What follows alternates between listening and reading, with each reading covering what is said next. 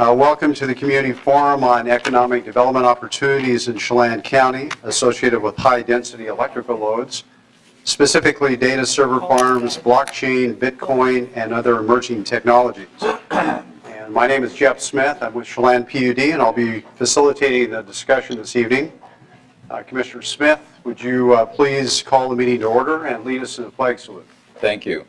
I am Commissioner Randy Smith, and this is going to be a continuation of the public hearing that was started on Monday, and we were recessed, and this is a reconvening from February February 1. And at the end of the evening, just so I share with you, I will be closing it and continuing the hearing until February 16th. And so I will officially reopen the deliberation of hearing the discussion. And as always occurs in our meetings, we start our meetings with a flag salute and a safety minute. But before we do that, I would ask that anybody that has a cell phone on them, if you would please silence it. And we also are recording this meeting.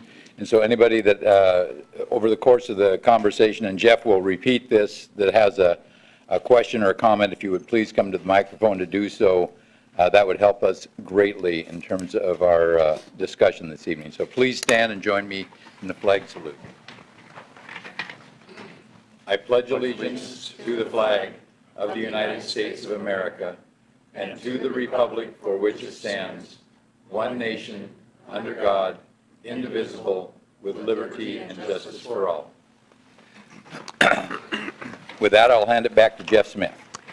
Thank you, Commissioner. And as Commissioner Smith did indicate, safety is a Chelan PUD core value.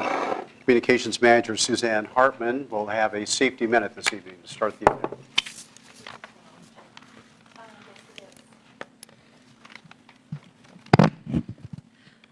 I'd like to say good afternoon, but it's getting dark, and not before too long, though, it'll be light out there. So good evening. I'm going to kind of shamelessly steal this safety moment a bit from our commission meeting on Monday, where our safety training manager talked about this being February, it's National Heart Month. Well, he talked about it from an angle, kind of a sports analogy perspective. He was a football player at Pacific Lutheran University. Now, I don't have those credentials, so I'm going to talk to you about heart health from a DNA or hereditary aspect, in a sense. You know, they say you can pick your friends, but you can't pick your relatives. So you can do some obvious things related to your heart and being healthy, like don't smoke, you know, get exercise, keep your weight down, and limit your alcohol intake. Although the one glass of red wine at dinner is purely medicinal, so that's okay. You can do that. Those are good things, but what you really can't control is you can't control that DNA. But there are some things that you can do to improve your heart health and to reduce your risk of the disease and the factors that can cause strokes and heart attacks and that kind of thing. So on your chairs, there was a little card about February is National Heart Month. And if you just think about it, give yourself 30 minutes every now and then. 30 minutes of cardio activity a day, 30 minutes a year to get a fasting blood test to see how your cholesterol level is, and 30 minutes a year to have your blood pressure checked, and then 30 minutes once a week to plan healthy meals, things with less sodium and less processed foods. 30 minutes a day to de-stress, not a bad idea, and at least 7 hours of good quality sleep each night. Take care of yourself and take care of your heart. Thanks. Thank you, Suzanne. Appreciate it. As far as introductions this evening, immediately to my right is a panel of experts in this industry, among them Malachi Salcido, who will introduce himself and the rest of the panel. Good evening. Good evening. How is everybody? Good to see you. Immediately to my right are Jared Richardson and Michael Cow, and they are co-owners of Dedicated ASIC Services, LLC. And as Jeff said, my name is Malachi Salcido. I am the president of the Salcido Connection. Thank you, Malachi. Table over here is the Chelan County PUD Board of Commissioners. Commissioner Smith, would you introduce your fellow commissioners? Yes, my fellow commissioners, going to my left, Commissioner Carnan Berggren from Beshaston, Commissioner Dennis Bowles from Sunny Slope, Commissioner Gary Arsenault from Upper Malaga, Forest Ridge. Didn't know if that's a defined community or not, Gary, and Commissioner Ann Congdon from Manson. I've never heard Forest Ridge described as Upper Malaga, but okay. Somewhere Norman is twitching. And General Manager Steve Wright is out of town, unfortunately, on business. He would have loved to have been here. We have a very straightforward format. We're going to spend the next 45 minutes listening to the panel. That'll be followed by responses to advanced questions. Then you will have an opportunity to offer comments and or questions. Now, if you prefer writing your question or comment down, we'd ask you please do so on cards. And Sheila is going to be handing those out. So at any point, raise your hand and look for Sheila, who's over here. And she'll provide you both with a pencil as well as a card. And a reminder before we start the presentations that this forum is focused on economic development opportunities associated with high-density electrical loads. And it's not the ongoing discussion about rates. That's a very separate process. And again, the reminder, as you heard earlier, we are recording this. So anytime that you or anyone else is in front of a microphone, please state your name. And spell your name out would be helpful. We're going to transcribe this. And make sure that you do have a microphone in front of you. Otherwise, we're not going to be able to hear what you have to say. And with that, Jeff, one not correction, but addition to your instructions, that I did not realize that we are also videoing this. So it's not only audio, but it is video. And so keep your smiles on when you present, please. thank you. Malachi, the floor is yours. All right. Good evening and welcome to our presentation titled Emerging Technology Community Forum. You've met our panel. Did you hear that? We're experts, okay? So just remember that. An expert can be just somebody who knows a little bit more about the content than you do, all right? So let's frame that right from the beginning. In case you were wondering, we don't know everything. We just happen to be very involved with the topic of the emerging technology, specifically blockchain technology, that has really fueled a lot of this debate and our dialogue with the utility. So the goal of this evening, there are several. But first, a shameless plug.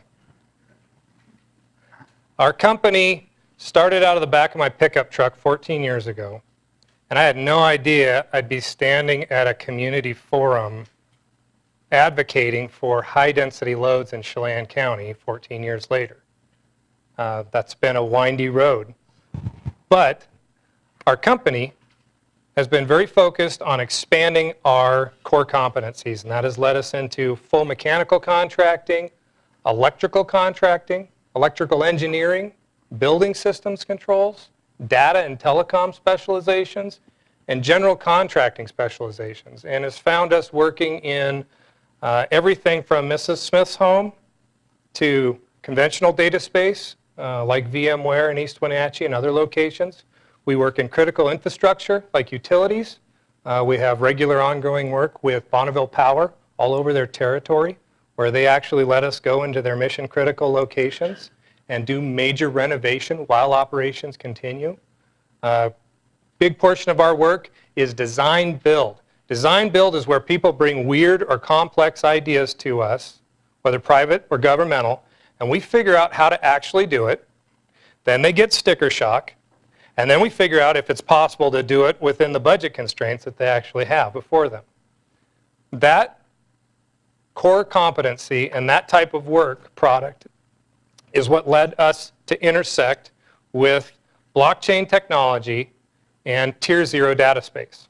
So about 2 years ago, we are regularly receiving these phone calls. Some of the same phone calls that you folks were receiving, inquiring about Tier 0 or data space without the frills in North Central Washington, including Chelan County. As we do as our core competency, we did design build work, help them figure out how to build or convert space for very high density data use with something called blockchain technology, and how to cool that space. Now, in the process of going through this pre-engineering designs a couple times over, I ended up learning a lot about blockchain technology. And I ended up learning that most of the entrants did not realize how complex it was to concentrate multiple megawatts of power in a very small space correctly and in a code-compliant manner, and then operate it in such a manner where it actually stays at temperature. It's a very complex design. I would do the design, they would shake their heads at the sticker price, or the complexity, or the timeline, and they would leave. After that happened a couple times, and I got to learn a little bit more about the underlying technology, I realized there is a real opportunity here. And I realized that I was interested in taking on the position of developing data space technology in a low-tier, no-tier data space. And with that, we launched into data space development, what every contractor aspires to do. We now have 2 facilities. We have a 2-megawatt facility at the old Treetop plant in Kashmere, Washington, and we have another 1.7 megawatt facility in South Wenatchee that we call Columbia Data. So it's really important for you to understand that virtually everything I'm going to talk about tonight about the opportunity for this emerging technology and emerging technology in general in Chelan County is based on actual experience. I do not have projections. When we get into the advanced questions that the utility submitted, which were excellent questions, we're going to get into some very granular detail about actual expenses, both in conversion and ongoing, and how those expenses, how that money spent has impacted the economy to date, and based on that actual data, how I see it impacting the economy going forward. The goal is to be farther down the trail with the utility than we started at the beginning. Every meeting, including this one, our goal is to get farther down the road with you folks. So, Commissioner Arsenal, you quoted 7 Habits of Highly Effective People when we were talking before the meeting. He said we're shooting for a win-win. Agreed. 7 Habits of Highly Effective People, highly recommended reading. I'm leading my employees in my company through this book. Habit number 5 is seek first to understand, then to be understood. I'm pleased to say that thus far in the dialogue, with some contention, I feel that both the utility and myself and the panel I represent have sought to understand each other. And I sense that that's the goal of tonight's meeting, for us to better understand the technology, what are ways that we can find a win-win situation for this emerging technology and emerging technology in general in Chelan County. We're going to have a technology flashback. I don't know if you guys expected to have any fun tonight or laugh. I don't know if that was on your agenda, but every time I talk or interact with anybody, I got to crack a joke or make you laugh or something. So we're going to have a technology flashback. You will laugh. We're going to identify types of emerging technologies, but we're going to focus specifically on blockchain technology, Bitcoin mining, this high-density usage that spurred this whole debate and dialogue.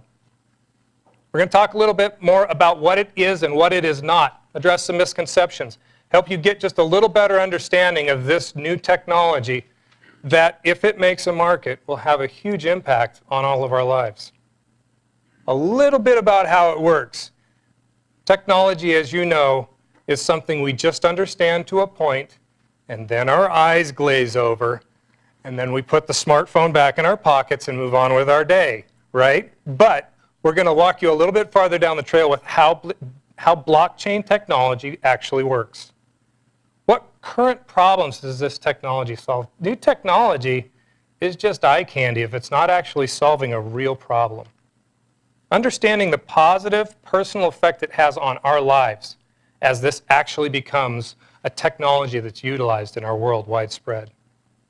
How transactions are conducted and how information is exchanged. We're going to talk about how it is now and how it could be dramatically improved as this technology becomes widespread in its use. Why here? Why our valley? We're going to talk more about what's already happening and the potential for this technology and other emerging technologies like it for this very region and this very county. The business fundamentals of emerging technology in Chelan County. So if you know anything about me, you know I'm this weird mashup. My kids know that term, mashup. It's weird mashup of contractor and accountant. So I'm like analytical bean counter and really straightforward gruff guy, like smashed into the same person. Business fundamentals, what am I actually seeing? What fundamentals do I think apply to emerging technology in general in our county? We're going to discuss our county's responsibility for future economic development. We have a responsibility, especially in light of the current circumstances that Chelan County finds itself, to work together to find ways to replace and grow family wage jobs in this county. We're going to review and respond to the PUD advanced questions, as I stated. They asked excellent questions. We answer in explicit detail. And then finally, an open Q&A session where you'll all have a chance, if you're still awake and here, to answer questions. As the prophet said, "Come now, let us reason together." I implore you to use consistent critical thinking skills, okay? This technology that we've been discussing is unknown. The unknown breeds fear. But let's use consistent critical thinking skills. Let's use our analytics. Let's let the facts take us where they will and make informed decisions. An example is agricultural power. Very popular use of power in Chelan County, if anybody didn't get the minutes from the last meeting. And I agree. We all benefit from agricultural power use in Chelan County. But I've also seen in our mechanical and electrical business activities the odd agricultural consumer of electricity who has hooked his power in before the meter and is robbing the utility of power. That happens, in case you didn't know. I don't, however, judge the entire industry by the bad actions of a few. The internet. Powerful tool. We all use it every day. Have you checked your Facebook in the last 5 minutes? Well, why not? Internet, used worldwide. It's also one of the primary means of communicating for illegal activity worldwide. We don't demonize the internet because of illegal use, the bad actions of a few. Petroleum purchases, you guys are aware of this. Petroleum, oil money, is the primary funding source for ISIS and terrorism worldwide. We're all still driving. I'm driving a gas-guzzling truck. Maybe you've got your Prius. I don't know. I don't judge. Okay? But we don't apply the bad actions of a few to the entire industry. Banking, U.S. currency, Wall Street, insider trading, etc., money laundering, illegal actions of people who primarily use cash to cover up their activities. We don't stop using cash or stop trading securities just because of those illegal activities. What in the world is this? Who recognizes, come on, go in the Wayback Machine, who recognizes this video? Anybody? Anybody? You don't count. You don't count. You help me. Does anybody? Oh, it's such a memorable commercial. Oh, well, let me set this up.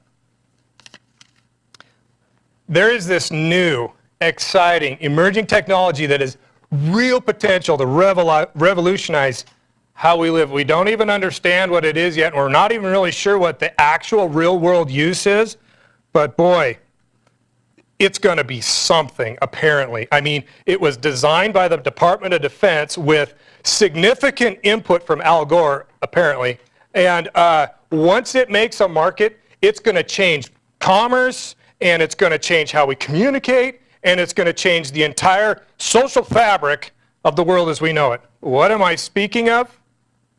Why, the World Wide Web, of course. Let's go in the Wayback Machine and remember those first people who stepped out on primetime Super Bowl 30-second ad spots and blew $2.2 million to, one, bring us such needed internet services, and two, really raise our level of confidence in the underlying technology.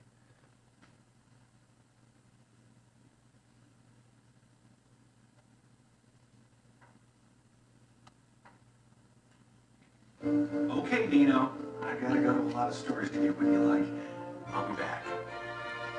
Leave me now, you'll take away the biggest part of me. Ooh, no, baby, please don't go. Ooh, girl, I just want you to stay. Hey man, I'm getting car sick. I think I'm gonna boot. Pets.com spent $2.2 million on that 30-second ad spot for the 2000 Super Bowl. Does anybody remember watching the .com commercials during 2000? Wow, I've got random memory then. Ladies and gentlemen, does that inspire any confidence in the underlying technology? Not for me. The point? Weirdos who didn't really think it through and didn't have a business plan that are no longer in business does not equal the potential power of the underlying technology, which is pretty easy to see now. What other ways does this show up? Does anybody remember this phone? Did anybody have a StarTAC like me? Okay, yeah, I can remember being, a young contractor and sitting at a meeting, and there was only one ring, right? So what did everybody do when the phone rang? Ring, ring, and everybody, is that you? Is that? It was hilarious, right? That was like so cool and so powerful. Such a powerful communication tool. It was a cellular phone, okay? Today, we carry around this device, which has access to the entire information database for pretty much all of known history. And Facebook, okay? This device, could you have imagined this device back here? The internet technology and associated technologies are absolutely revolutionizing how we function and live, mostly for the good.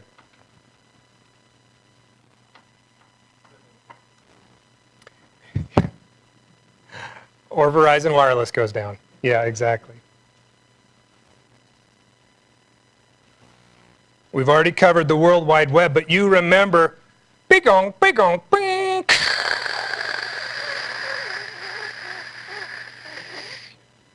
Then you'd finally load, and everybody was on AOL. You've got mail. Remember that? Okay. To today, where internet is a tool that we use for social function, commerce.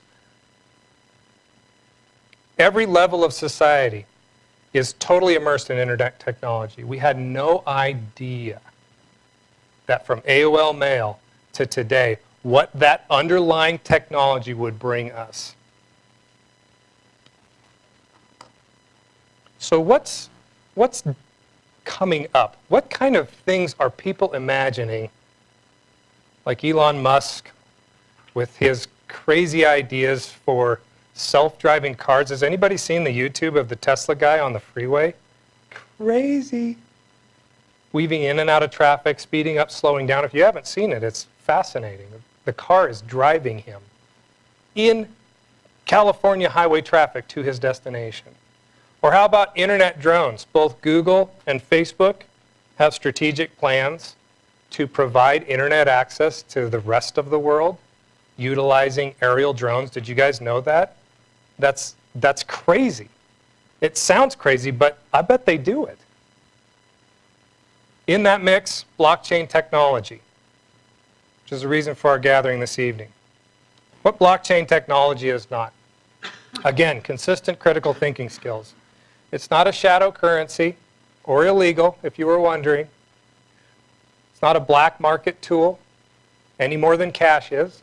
We'll talk more about that as we work through the presentation. It's not smoke and mirrors. It's not funny money. People are actually buying it, selling it on exchanges. Did anybody here know that there are licensed exchanges in New York State for the security and currency called Bitcoin? Raise your hand if you knew that before right now. Okay. Can you imagine how hard it is to get licensed to do that in New York State? It's very legal, and it's actively traded. A get-rich scheme. That Bitcoin is a get-rich-quick scheme. My experience to date is it's a get-invested-quick scheme. So there is no quick, big money to be made. And part of the problem with some of the negative experiences that you folks at the PUD have had to date is some people didn't realize that. So if you're doing something, just finances and business 101, if you're doing something that's making a lot of money, you keep doing it. You keep letting that goose lay those golden eggs. The fact that they came and left so quickly means that what they thought was going to happen and what actually happened were not in line. Don't confuse that with the underlying technology. Transitory in nature, no local benefit. We're going to get into granular detail a little later when we answer the advanced questions, but millions of dollars in infrastructure expenses, tens of thousands of labor hours in conversion costs, okay? 20 and 28-year leases, years of planning for additional expansion, land purchased in Douglas County, multiple projects in development and design and permitting phase. This is not transitory in nature, and there is extensive local benefit, which we'll detail later. No future. I disagree. Uncertain future? Well, sure. I mean, show me the technology that has a certain future, right? You know? I canceled my Netflix account. I'm on Amazon Prime now. I love it. You can go anywhere with it. Netflix has an uncertain future. Remember Hollywood Video? Whoops. Didn't keep up with the times. All technology, ladies and gentlemen, consistent critical thinking skills. All technology has an uncertain future. Threatens our power infrastructure. Potentially. It's potentially. Unresponsible or irresponsible users could potentially threaten our power structure in the future.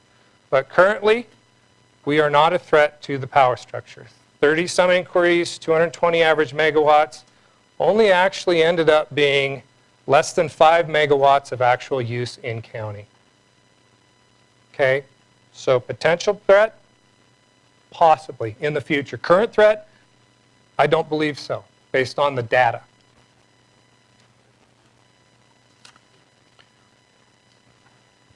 What is blockchain technology? Okay, so everybody's got your thinking caps on, right?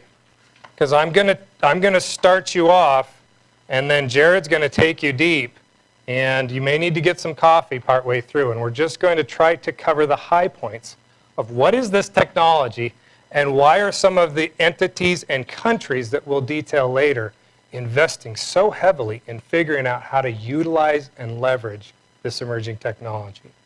Blockchain technology, a digital asset and payment system, which can also be used as a decentralized secure ledger to store data of any kind. It's a long chain of numbers, like a DNA strand or a genome sequence, that you understand. Oh, wait. No, we don't. Who here understands genome sequencing? DNA structures? Anybody? Yeah, me either. I just know I'm made up of them, right? You can take that information sequence and you have a massive amount of data interlaid in it, and for some reason they make it in this cool-looking multicolor spiral thingy, and I don't know why. But we know that all the data points for creating a massively complex structure that's a living organism like me can be embedded in that one strand of information, okay?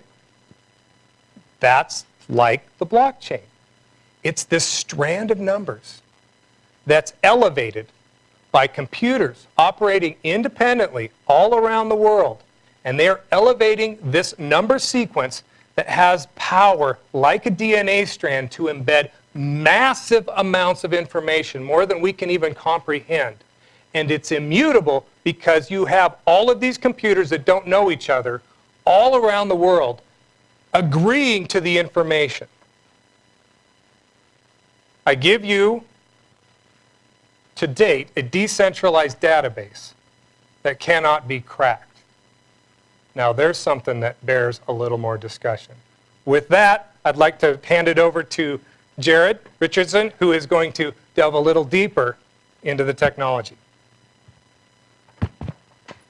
Hello, I'm Jared Richardson. Thank you, Malachi, for the very passionate and amazing introduction. But before I start, we didn't put one thing on the slides that I just realized now, which is we didn't talk about why we're doing this before we start introducing it. So after I tell you what it does, then I'll tell you why we went to so much trouble to create it. Just keep in mind that there's a valid reason for all of these examples. Bitcoin is one of the most difficult things that I've ever tried to understand and then explain to other people. So if you get a little lost, it's fine. Just remember your questions and ask me at the end, either in the open Q&A or afterwards. We'll hang around. But many of my earlier presentations, I would end up with just glazed eyes everywhere. It's very technical and very complicated. So in order to explain it, I start out with what I think is the simplest possible comparison, which is phone book. Everyone had a phone book in the past. Almost no one has one anymore. An example of non-emerging technologies. And phone books actually have something in common with Bitcoin, which is that everyone has a copy. And that's pretty fundamental to how Bitcoin works. So pretend for a moment that Charter Cable is producing the phone books for the area, and they have a complete and total monopoly. What could possibly go wrong with a cable company having a monopoly? And Charter decides that all phone book usage, every time you want to look up a number, it should cost $1. And in order to do that, they're going to print a new phone book where all the numbers are wrong, but you call that number and then you pay $1 and they'll give you the real phone number of the person. Wenatchee says, no, we're not going to do that. That's ridiculous. So, but they don't have the monopoly. You know, let's suppose hypothetically they don't have the monopoly. They can't print their own phone books. So instead, they're going to work with all the copies that they have. And as long as everyone has a copy at the start, and all those copies are kept up to date, then it's still a usable phone book. And of course, what happens is people move around, they get married, they change names, they change phone numbers from time to time. So every time someone moves, what if they were to take the page that has their name, and they photocopy it, and they white out, and they change all the information to be correct, because it's still sorted by name, and then they make 1,000 copies of that, and they start handing out the copies to all their friends. And their friends, they'll make copies, and they'll hand those out to their friends, and so forth, until everyone has the correct page. They stick it in the existing phone book, and now, once again, everyone has a valid phone book with the updated information. This is effectively how Bitcoin works. Blockchain's invention, the thing that's unique about it is that we now have a process for keeping everyone's copy in sync at the same time, despite the fact that you can't trust any one person, right? Now, using the phone book example, which breaks down fairly quickly past here, but using the phone book example, let's just suppose that you have a bunch of teenagers that think it's funny if they just change everyone else's information. Shocking. That's effectively what Bitcoin is attempting to protect against, is so that everyone can keep this copy and know it's correct at all times, despite the fact that they don't trust the person that handed them the page of the phone book. But to make it actually into the blockchain technology, we have to change it from phone books to something more useful. As Malachi mentioned, it is actually functionally a ledger book. So for those of you who don't know what a ledger book is, reference the page. This is a very old one, but every transaction you enter in, you take from one account and you put it in another account. And so all you're doing is you're just adding transactions. So-and-so paid so-and-so this amount, over and over and over again. And then in order to find out how much money someone has, you start at a certain point when you already knew everyone's balance, and you add it up. Bitcoin does exactly that. So if you literally envision a ledger book, a stack of paper that every time you just add a new page on, it's just another list of transactions. That is actually very, very close to how Bitcoin works. Everyone gets a copy of this. Everyone's copy is supposed to be kept in sync. And a new page is published about every 10 minutes. So phone books, part of the reason I came up with the phone book example is I was giving this type of presentation, and this older gentleman said, so you mean it's like a phone book and you get a quarterly copy? And I said, yes, but it's a copy every 10 minutes. So you get a new page every 10 minutes, and that tells you what's the latest transactions for the last 10 minutes, effectively. And every person that's sending a transaction on the network, they use the same cryptography that banks use, and they sign it. They say, I am sending so-and-so this money. Here's my signature. And because of the way the cryptography works, every other person on the network can read that and go, oh, you are sending that money, not someone who's pretending to be you. The Bitcoin itself becomes a little more murky because the technology functions like a ledger. But ledgers are just numbers. They don't have units. Usually you would have a ledger of dollars if you're in the US, or if you're in France, you'd use the francs before the euro came around. And in Bitcoin, we can't use dollars because it fundamentally doesn't work with the way the ledger works. There's no way for the dollars to quite mean the same thing. So instead of sending someone $10 or euros, you send them 10.00 Bitcoins. And as I mentioned there, the range of the numbers this can be is huge because computers don't care. Every transaction that's entered into the ledger is pretty much guaranteed by the miners, by the system, to always follow the rules. That is, someone can't just make up some random data and say, here's my transaction. It's like, well, do you have that money? You don't have that money. You're not allowed to send it.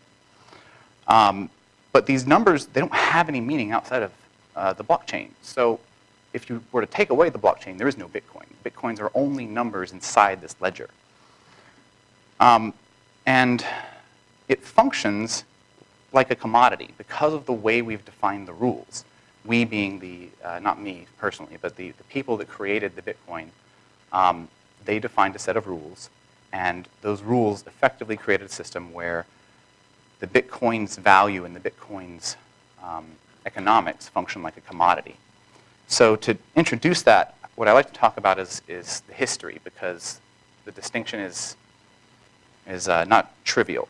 So going backwards through time, starting 12,000 BC, we had various commodities, currencies. That is, you'd have obsidian, blocks, and you'd hand someone, pieces of obsidian. And the problem was that some pieces of obsidian are way heavier than other pieces of obsidian, so they're not quite equal. And how do you solve that? So in order to solve that, we started to create something called currencies. And originally they used metals, just gold and silver, and they would weigh them, which works pretty well until someone starts mixing some silver into the gold, and then you've got a big problem. So they created coinage, and they would stamp it. And the coins mean, at the time it was stamped, at the time it was created, it always has the same value. It's a single unit, so you don't have to try to measure and see what it's worth. And then in order to enable trade between really distant places where you may not know the empire that stamped this coin, we had to invent something called the touchstone, which would verify how much gold or how much silver is actually in the coin. And after that, as it turns out, when you add a whole lot of coins together, it starts to get pretty heavy. And, you could ship it with a ship, but it'd be much easier if you could just trust each other and write out what's called a written promise to pay. It's just a note that says, I owe you. And that was first started to be used about 118 BC. Shortly after, banks started to go, well, I could issue notes that say that it's worth this much money to me, so if you bring the note back, I'll give you that much money. And then shortly after, we started to create ledgers, which becomes critical for Bitcoin. And governments decided that they were going to issue banknotes because they could do a better job. That's possibly debatable. And then the last step is formal accounting, which eventually became computerized accounting, which brings us to today, or at least just before Bitcoin. So the question is, how do blockchain technologies fit into this history now? Because they are a novel innovation that's unique, but it's also similar to these things. And the answer is, it's in both places. The blockchain technology functions as a currency. It's a type of accounting. And the Bitcoin itself functions as a commodity, right? You have this many, and there's only ever going to be so many Bitcoins. So one way to think of it is, in 2 words, it's digital gold. But it actually is simply that unit in the ledger. So I think Malachi is going to take over now. Oh, so everybody got that, right? Everybody clear? No one has any questions. No questions. Moving right along. So I expressed how all of these computers all around the world elevated this amazing number sequence. But they're not altruistic. How do you get computers all around the world to elevate this amazing technology that we can all utilize? Well, you have to incentivize them, right? The Bitcoin is the value of finding each number that incentivizes all these operators around the world, including us here, to continue to find that 21 million strand of numbers.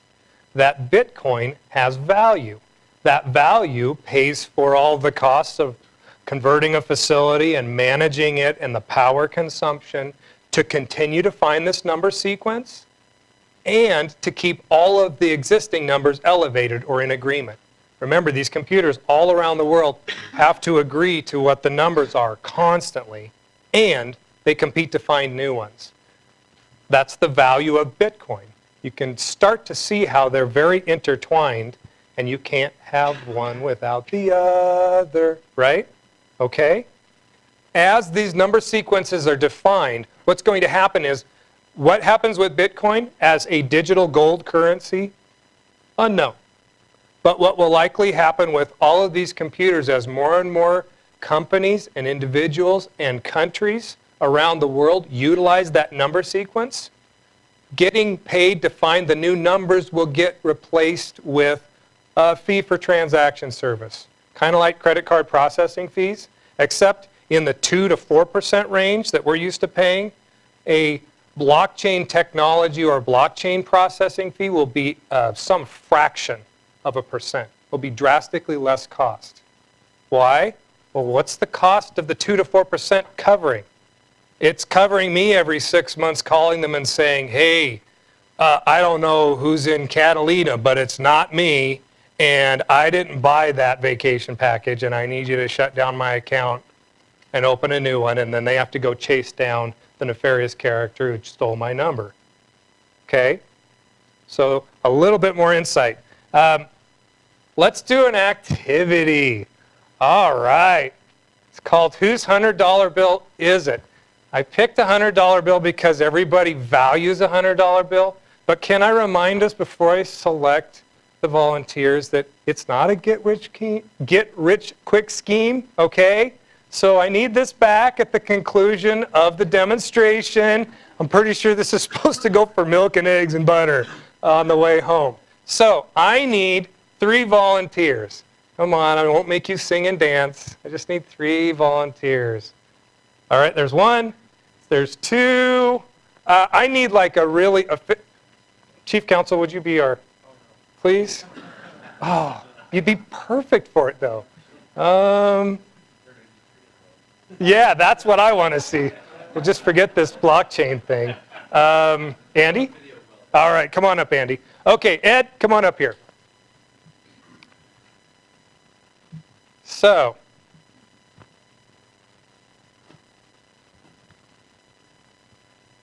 remind me your name, I forgot. Sean, you're here. Ed, you're here. And I want you both to hold these right in front of your face so you can't see each other. Okay?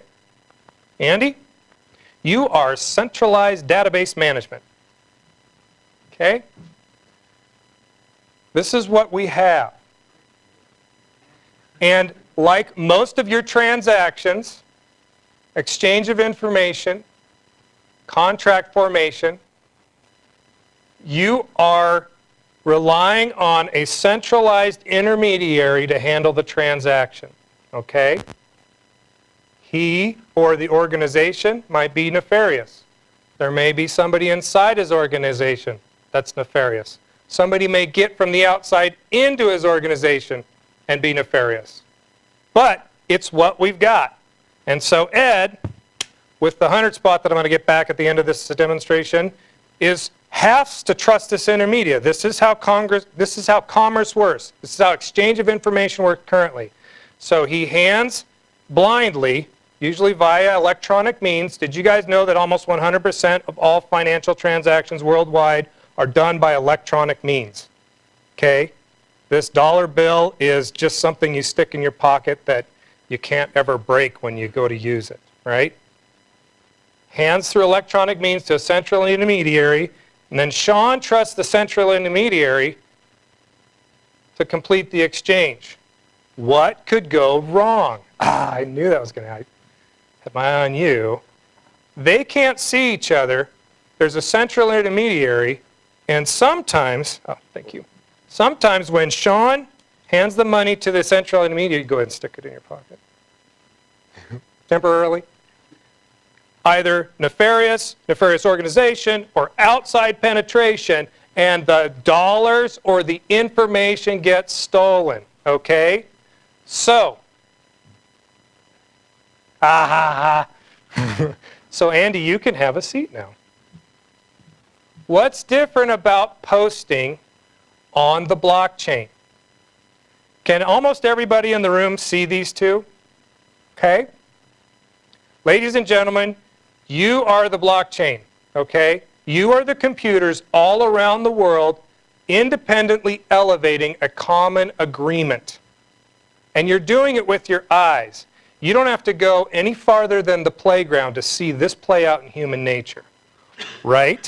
What we do when no one is looking is called integrity. What we do when everyone's looking is called peer pressure or not wanting to get caught, okay? So, same scenario. Ed wants to conduct a transaction, all right? I'm the blockchain. He posts it to the blockchain. You're all watching me, okay? What are the odds I'm going to get away with stealing this money? I'm not going to get away with it. You're all looking at me. You don't know each other, but your eyes are keeping me honest. Didn't have to pay for this person, this organization, this structure. He just posts it to the thing that everybody's got their eyes on, and then he completes the transaction. They have no more visibility to each other, but they have the trust that's built in to a decentralized system that all of you watched. You were the blockchain. You were the security of this transaction, and you cost drastically less than Andy does. No offense, Andy. Give these guys a hand. All right. Malachi, just time check. You got about 12 more minutes. Great. Central security is failing us. Anybody recognize this guy? Bernie? Everybody knows Bernie. What happened? Well, he created the largest Ponzi scheme in U.S. history, right? He faked out the SEC and the National Association of Securities Dealers. And he lost a lot of people's money. Central Information Management, like SEC and enforcement, didn't stop this guy from defrauding. Enron. Anybody remember Enron? Enron only seemed like it was horrible until 2008, right? Securities fraud, energy price manipulation, audit fraud. The third largest bankruptcy in U.S. history. Ineffective centralized oversight and controls plus nefarious characters like Andy led to a massive loss of capital. And ladies and gentlemen, this affects real people. I've got a guy working for me who worked for a smelter, Goldendale. They had contracts with Enron that blew up when these guys made it hit the fan. And that guy lost his job, he lost his retirement, and now he works for me. He had to start over. You know what? This kind of stuff impacts real people in a big way. This is not just numbers. Lehman Brothers, right? 2008. What happened? Subprime mortgage-induced international financial crisis.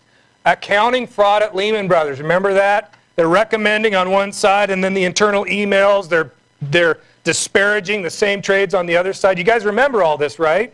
The largest bankruptcy in U.S. history. Ineffective central mortgage market oversight, market manipulation, fraud. What year was that? About 2008. Did you notice when Bitcoin was invented? 2009. It is a direct response to this failed method of centralized security and data management. It had a reason for being invented into existence, to solve a very real problem. The London Whale, you may not know about this guy. He's one of several. J.P. Morgan, rogue insider trader named Bruno Iskil. He lost $2 to $3 billion before they actually caught him and stopped him in doing derivatives change. Derivatives trading. Inside controls, internal to J.P. Morgan, failed, and this rogue player ended up losing an estimated $7 to $9 billion in high-volume derivatives trading. Their internal centralized controls failed. Target, a little more recent. What happened with Target? Someone accessed their mainframe database through, of all things, the heating and air conditioning building controls, and I'd just like to make a disclaimer that Salcedo Connection had no involvement in that activity. They stole a lot of personal information, and they stole millions of credit card numbers. How many times has this happened? We don't even keep track anymore, right? It's a problem.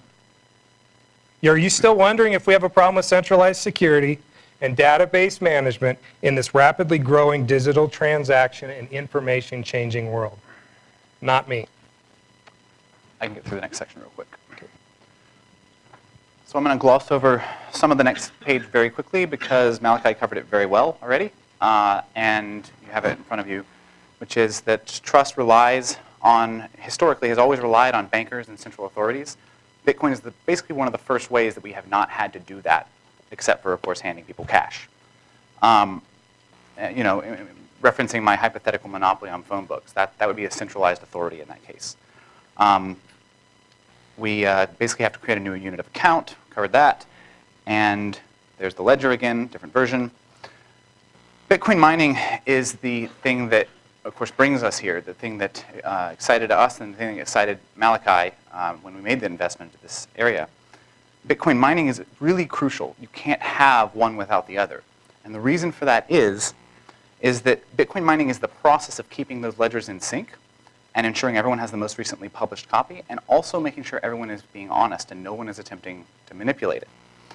And it also, in long run, may actually prevent corrupted governments from harming this public ledger in the event that they decide that they don't like it, or they decide that they don't like it because of their currency controls, which might happen in China.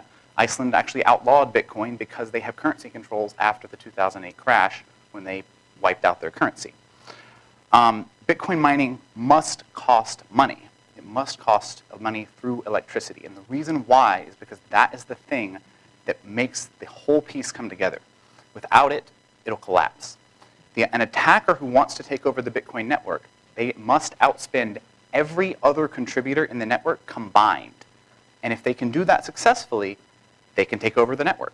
They can't actually take people's money, but they can prevent people from transacting. So in order to prevent that, we have to make sure that there's a certain minimum value that needs to be spent on electricity so that the attacker can't do that. How that works is quite a bit more technical than this talk can handle, so feel free to talk to me afterwards and I can explain it. My girlfriend just grilled me for like 45 minutes the other day trying to understand it, so I've got some recent practice. But Bitcoin miners aren't doing this out of charity. They don't just burn money for no reason. So Bitcoin miners are rewarded with the Bitcoins themselves. They are rewarded with the units in the ledger. Because originally, the first page of the ledger started with nothing. There were no transactions on the Bitcoin ledger. There's no ledger. And then immediately, the first page rewards 50 Bitcoins to the person who created it. And then the second page, and the third page. And that's how all Bitcoins were created. They were created through the process of mining, through the process of adding pages onto this ledger. And each page rewards the creator. I believe Malachi takes the rest. Thank you, Malachi. Thank you. 5 minutes. Okay, 5 minutes. What are the real-world applications? NASDAQ. Did you know that NASDAQ has a trading platform running on the blockchain right now? So as smart as the three of us like to think we are, if no one else was using this technology, you should all just lock us in a room and go home. But that's not the case. There's an axiom in business, follow the smart money. NASDAQ is getting very heavily invested, and as I mentioned, they're actively trading on this platform. United Kingdom. United Kingdom, and these and other materials you'll see at the end of our presentation, go to my website. We've got it all posted there, so I didn't kill a bunch of trees to bring it here for you tonight. But read the report from the United Kingdom. They're implementing it throughout their government system. They're tasking their research and development universities to study ways to use it. They plan to use it for information gathering and sharing, taxation, public and private information. They're all in on the blockchain. It's pretty fascinating. United Nations. United Nations is building a database of missing persons. Again, another tool when you can't trust everybody. Did you guys know that United Nations has trust issues? Did anybody know that? Well, if only there was a tool that they could not have to trust each other, but all utilize. A missing persons database, international, that you don't have to trust people to post information to. IBM, working with Linux, the open source guys that made programming open source and stopped hiding it. They're working on an open source version of blockchain technology. International trade. International trade, I had no idea, but it's very paper-based because people don't trust each other between countries as trading partners. And the processing all that paper takes time and costs a lot of money. The International Trade Association is actively pursuing and utilizing blockchain technology in experimental use cases where they're putting all of the manifests and bill of lading and shipping, receiving documents on the blockchain because you don't have to trust anybody. You just go there. If it's there, it's true. R3 Group is a group of 42 banks and counting that are developing a network. They're calling it One Truth for banking. So a common banking system, instead of them all keeping their own centralized databases, they don't have to trust each other, but they have a common database they can use and drastically cut costs. If you didn't realize it, that's why the capitalists are in for it, okay? Drastically reduce costs, drastically increase security. Okay, so you guys build these sites. You just said 20 and 28-year leases, long-term investment, millions spent. Well, what if this blockchain thing isn't all it's cracked up to be? Well, there's a lot of other uses for data space. Did you guys know that there's an explosion of data in the world, and all that data needs stored, and a lot of it needs accessed. And there's a high demand for data space, and it's not going away. Things like medical records co-locate. Public and private deep storage with access function. Older data that you need to get your hands on, but you don't want to pay conventional data rates to have access to. Second alternative site backup, or legacy data, really old data. You can't ever throw it away. There's a lot of data in that category, and it's just taking up valuable space in conventional data locations when you could put it in an off-site data storage at less cost and free up that space for more profitable function. Data mining, not Bitcoin mining, but data mining. Computational data mining, social mining, like when you're on Facebook and you walk into Applebee's and it knows what your favorite drink is or what you ordered last time, there's a computer somewhere that's crunching data to find you, pair you up with those uses and preferences, and then put adware into your phone. That can happen in a non-critical data space. Last, retool for emerging technology incubation. What's going to happen with technology is it's going to be reinvented and reinvented and reinvented more and more quickly. But there's some principles. You need power, you need connectivity, you need management, and you need intellectual capital to manage that technology. We plan to retool. We built our centers so that they can be gutted in the middle and reconfigured to try out and develop new technologies several times over in their 30 to 40-year lifespan. Why here? Why our valley? We're not creating the demand. It's already happening. We're just saying, hey, we should capitalize on this emerging technology, figure out a way that we can work together, and springboard to other emerging technologies to build economic development in this region. What do we have? We have a strategic location. We have a very ideal climate for data. We have abundant power. which is arguable, but we have abundant power. We have empty warehouses or spaces where we can house the data. We have fiber network, amazing fiber network. Thank you, PUD. We have quality of life. Does anybody, who here thinks we have a high quality of life in North Central Washington? Absolutely. Did you guys know that one of the primary draws of intellectual capital, so these guys right here, whatever you think or don't think of them, I know them better than you, they are intellectual capital. Do you know what draws intellectual capital?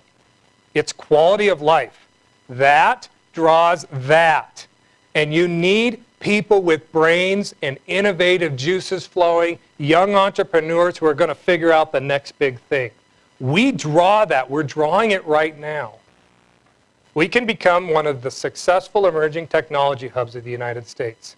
It's already happening. It just doesn't look quite like you think it would. It's a little messy. It's emerging technology, but we can harness it and do it smartly as a region, as a county, and we can benefit from it. Out of time. Okay? Thank you. Thank you, gentlemen.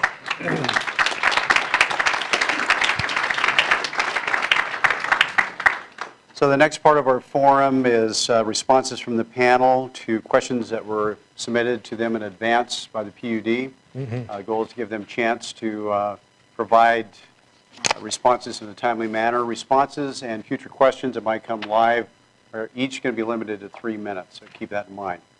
So the first question is, how many jobs would an approximately 2 megawatt Bitcoin operation produce in Chelan County? Please detail what kinds of jobs and separate out temporary jobs such as construction from permanent jobs such as operations and maintenance. Excellent. Excellent question, PUD.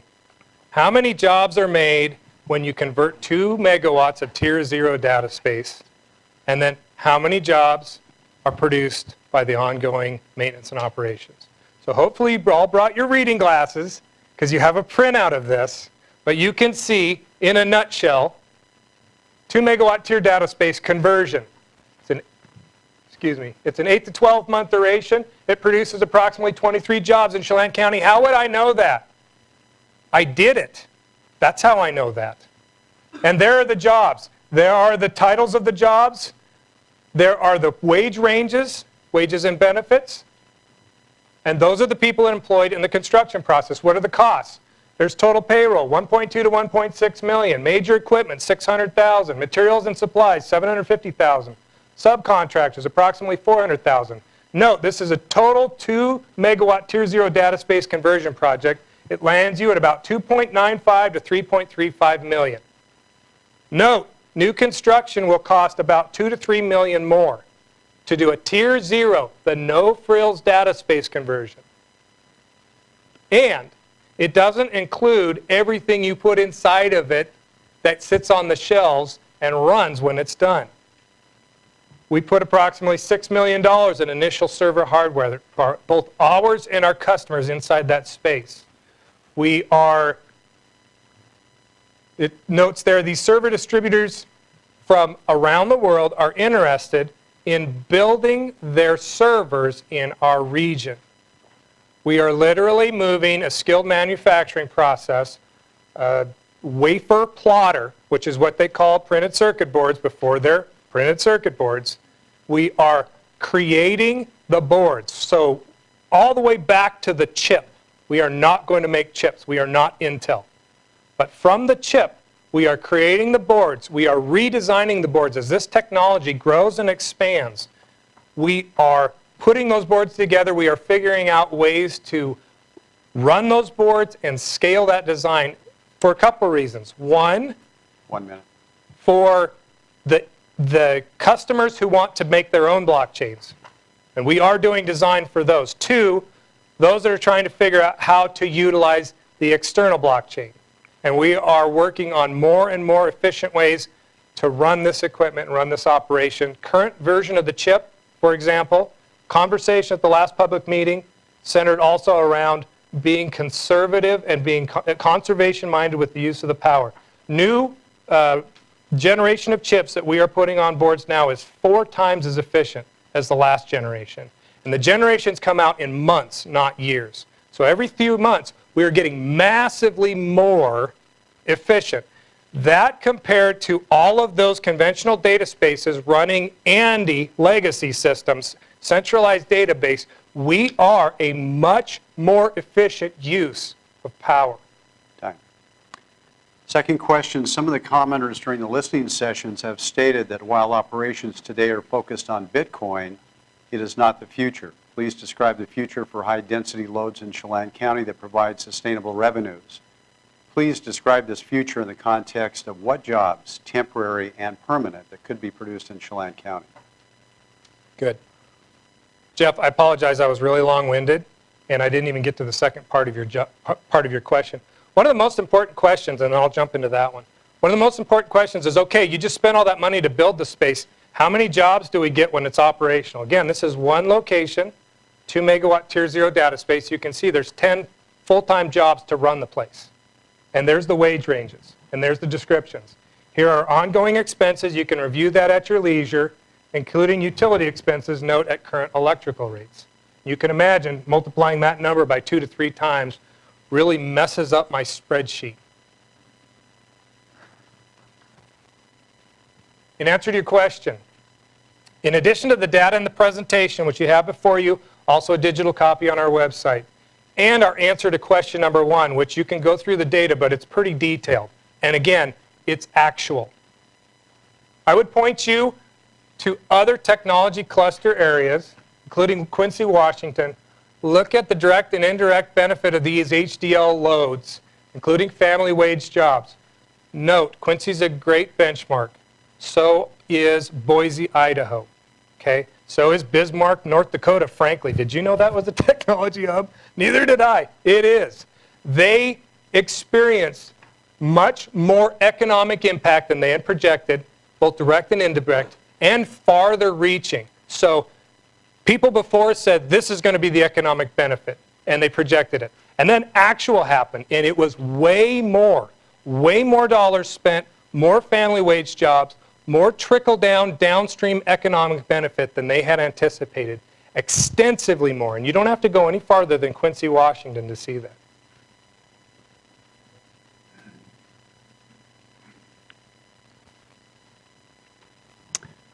Some of the commenters at the listening sessions have described a future that includes substantial economic opportunity through HDL loads, but have also said rate increases will curtail that opportunity. Yet substantial load growth will lead to rate increases under the Chelan PUD business model. A rate of 5 cents per kilowatt hour is described as too much. We have HDL loads in the county located and operating under different rate classifications, paying between 1.97 to 2.78 cents per kilowatt on the average. What rate can HDL loads pay and remain economically viable? Doesn't this, I get the question. I totally get the question, Commissioner's staff. But it does kind of sound like, you know, an older brother and his younger sister. And the younger sister says, how much is that worth? And the older brother says, how much you got? Sound familiar? What rate can HDL loads pay and remain economically viable? Well, that depends on the revenue stream and cost structure, right? The higher the revenue stream and the lower the cost structure, the higher rate of power they can afford. Here's what my response is to that question. The Chelan County PUD needs to continue their long history of low, slow rate growth to ensure both attractiveness to prospective technology industry before they're here and predictability of their rates once they are here. Like ourselves, nothing will turn off prospective businesses like unforeseen, unscheduled doubling or tripling of their major operating costs. Nobody likes that. Nobody builds spreadsheets like that.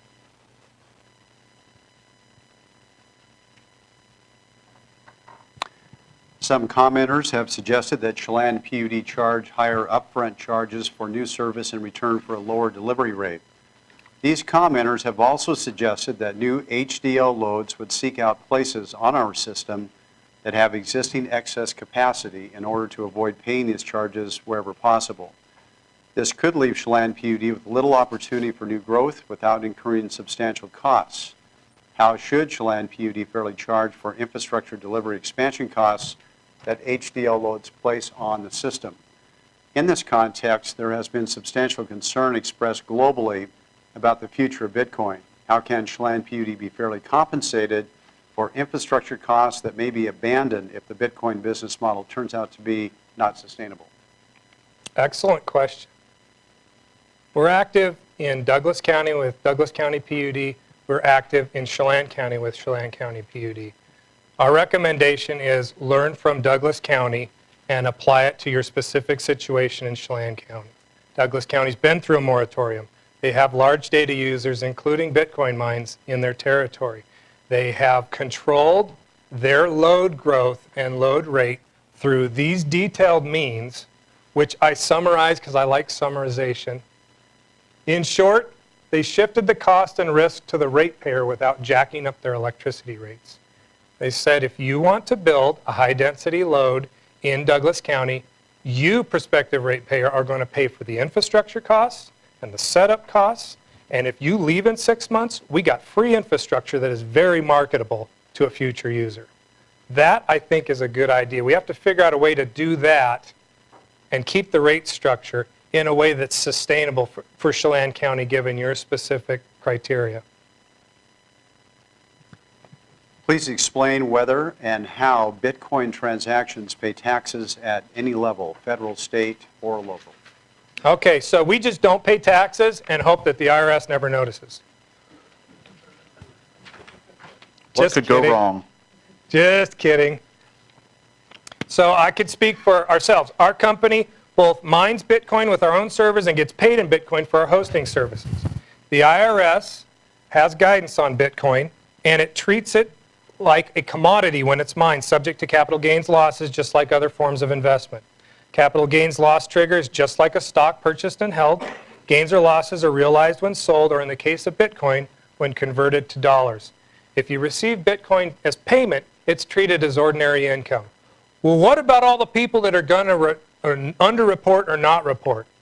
Here's what I'll say about that. You guys do know that under the table as a term existed before Bitcoin, right? Okay? Tax evasion is not a new concept. Everybody agrees, right?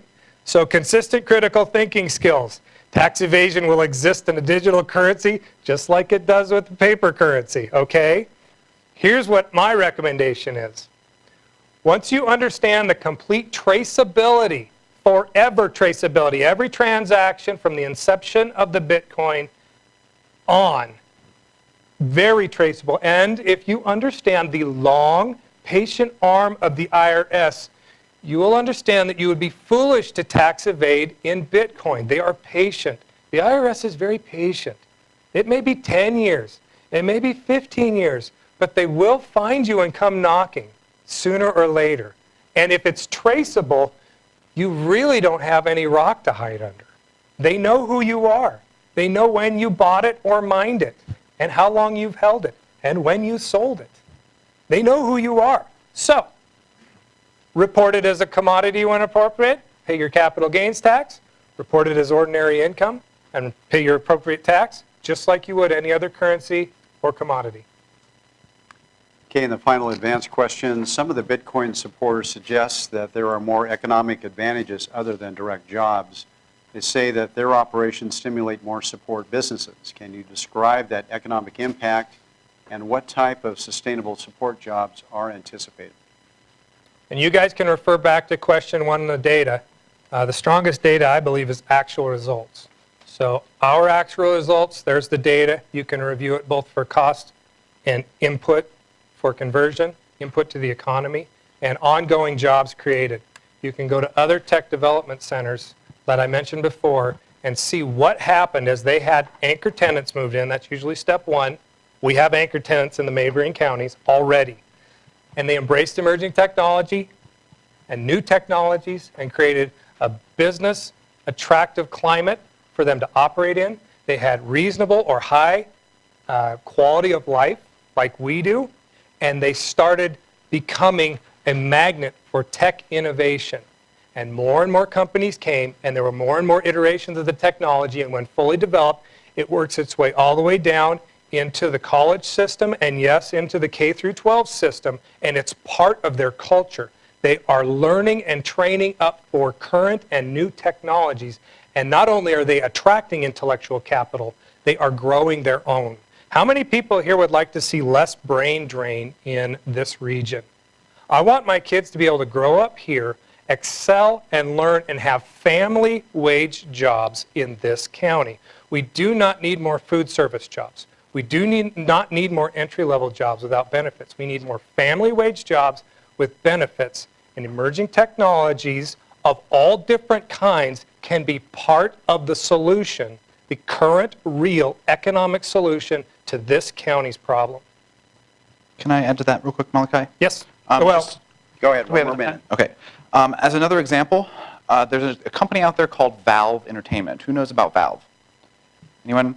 You know about Valve, of course, you're a gamer. So Valve is a company that was founded about 15 years ago, and they're founded in Redmond. And today they're noteworthy because they only have about 300 or 400 employees. They are the most profitable company in the video game area per employee. And profit for them really gets shared for all the employees. It's not just to one person because they have a flat infrastructure. There's not one single owner that just takes everything. But they were founded in Redmond kind of by accident. They were founded in Redmond because they were all former Microsoft employees. And Microsoft basically came to Redmond, which was nothing but a farming community at the time, and transformed the entire area. Valve is not unique. They're only unique because they made this colossal amount of money. And how did they do it? They lowered the price of video games. And I don't mean lowered it by like a little bit. They lowered it from about $50 or $60 per video game to about $6. Everyone loves them, and they made a colossal amount of money. But they did it kind of by accident in Redmond, and they're having that benefit in Bellevue and Redmond. And that whole thing is because of Microsoft. And it's just one example. There's dozens and hundreds of those. Wait, that'll never work here because we're not very close to Microsoft, and Microsoft current and former employees don't like to come here. So that could never. Oh, wait. Or Amazon. Okay, time. So now it's your opportunity to offer comments or ask questions of the panel. And because, again, we're recording this event, we ask that you come to this microphone, or Sheila will have one that's a handheld. She can reach you in the room if you prefer to speak from where you're at now. Ask you to come up and identify yourself, spell your name so that we can retain that for the record as well. So who'd like to start? Jim? By the way, Sheila still has cards for anybody that would like to write their question or comment out, and we can read that into the record. Yeah, Jim Huffman, and my name is already in your record somewhere, so you know how to spell it. I was able to spend 30 years at Chelan PUD, and so I understand the electric utility business fairly well. And I've spent the last 22 years in economic development with that hat on. So I have a good feel for both sides of the equation here. I was lucky in my career at the PUD to have had the opportunity to work with the folks that built the system that we have. In being able to build the dams, it was necessary to sign long-term power sales contracts with outside buyers because we were well in excess of the power that we needed locally, and that helped provide security to construct the dams. So that was extremely important. We did withhold enough power to meet local loads, and those loads that we projected that would come here in the future. Even at that time, we had some surplus sales that we engaged in, and it really did help with some of the expenses and keep the rates on the low side. It was very important. As those power sales contracts started to expire, there was much more power available to sell in the open marketplace, and that was very lucrative. Some of that power was sold under contract in order to help stabilize the flow of revenue because power markets themselves are of some risk. So we did that, and that's been beneficial. And we continually increased the amount of revenue that we brought in over time from the sales of the surplus power. And that money has become infused into the rate base, and that's primarily the reason the rates are as low as they are. The PUD did a cost of service analysis not too many years ago, and if you look at that cost of service analysis compared to the rates that PUD charges, you're all paying substantially less than the actual cost of service. So the real issue here is not serving Bitcoin technology and the risk that they may impose with regard to how it affects other people, if you had them pay the initial cost of building infrastructure, that wouldn't solve the problem. As a matter of fact, it's actually cheaper on a per kilowatt hour basis to serve these high density loads than it is residential customers, for example. You've got one line, 1 meter, and considering what it costs to maintain the systems that's spread out all over the place for serving residential customers, it's very cost effective. These loads are also high load factor, which in utility parlance is a very desirable load. The real issue is actually a bigger one. It involves the amount of power that's consumed in some of these new emerging technology and how it might affect other customers on the system. In fact, the rates being subsidized, in fact, in the way that they are, every single new customer that Chelan PUD adds, regardless of its size or its type, costs everybody else more money. That's just a fact of life, and it's because of the way that the surplus sales revenues have been infused into the rate base. 30 seconds, Jim. No, I got a little longer than that, but hear me out. Well, I'm giving you 3 minutes, and everybody gets the same 3 minutes, so 30 more seconds. Well, I'll leave it up to the board. The board has given me the facilitation responsibility, You're so 30 taking more up my seconds. time. So this is an issue that really has to be addressed and resolved, not just for the high-density load issues that are on your table right now, but also before you start addressing the Alcoa issue.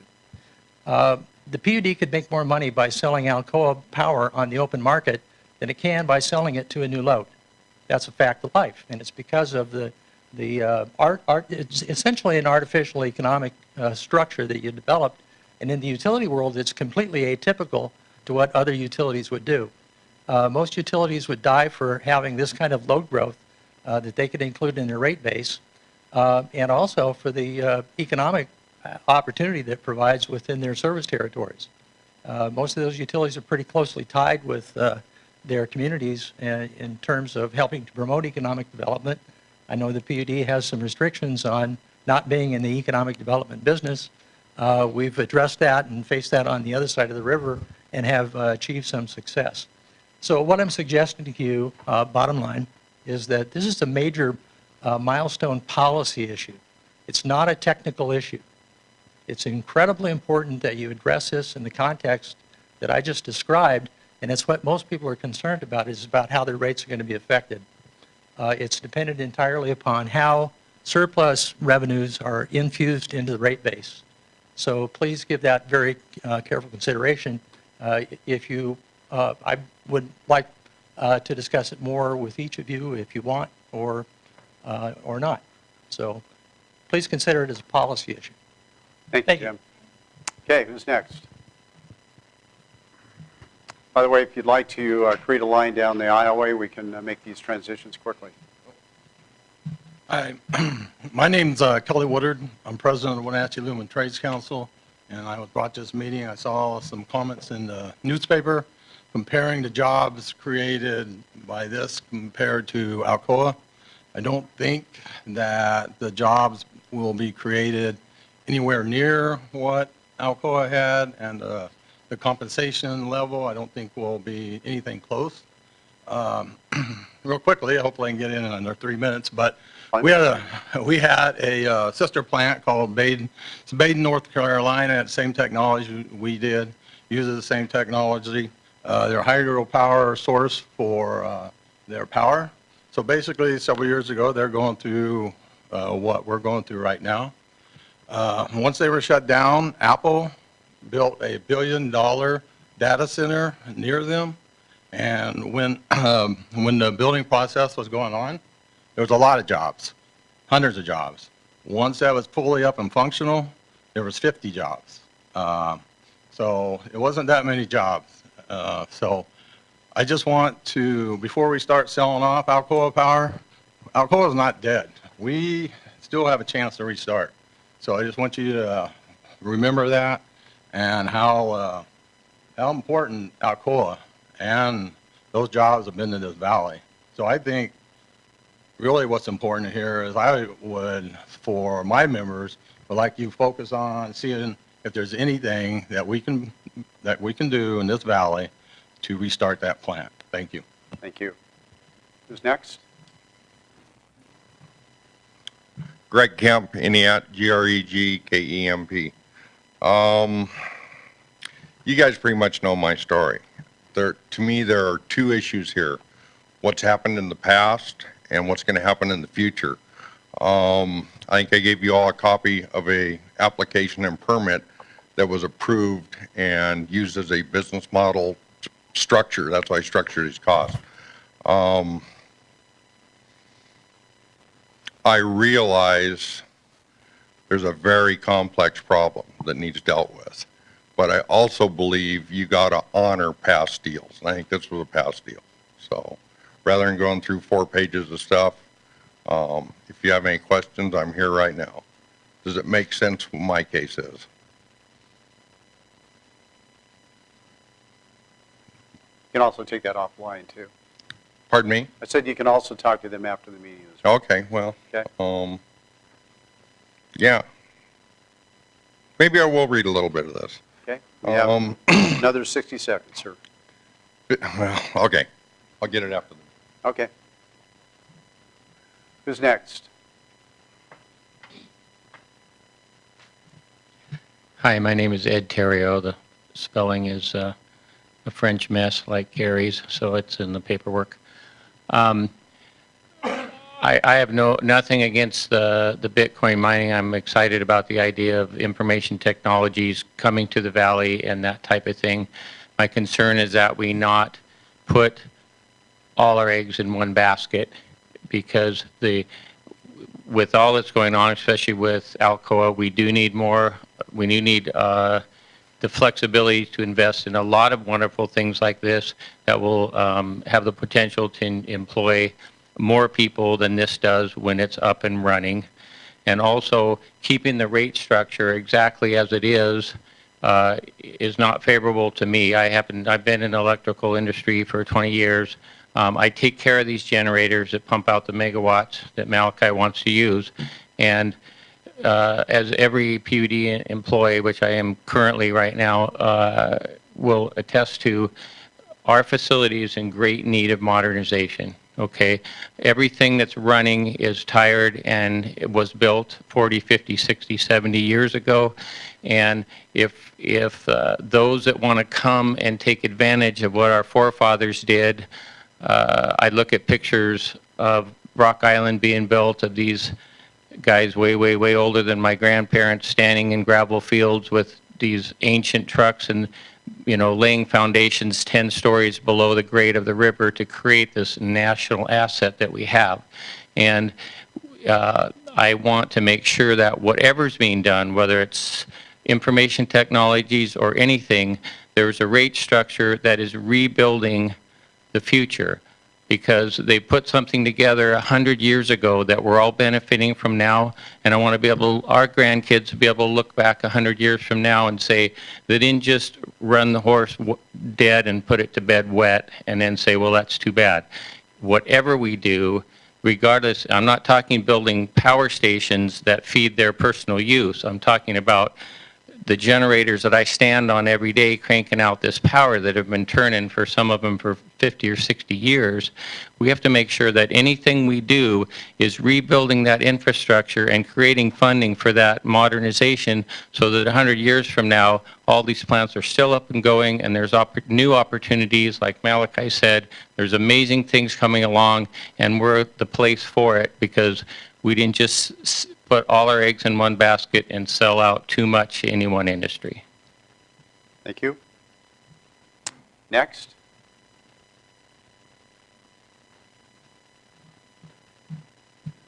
Thank you. I'm John McQuaig, MCQUAIG. Next, I have a question for the panel. There was a question there about taxes, and about a week ago in the paper, there was an article about Quincy School District, and they're running a new bond, which I think is about $130 million. And I've been the chair of the Facilities Committee for the Wenatchee School District. And we're looking at some new bonding issues, and we've got a bonding capacity of about 120 million, which is going to drop some with the removal of Alcoa, if that gets taken off. I think that's a $400 million valuation. I think our overall valuation within the school district is about $3 billion. And I noticed that Quincy is $2.5 billion, which shocked me for the size of the area.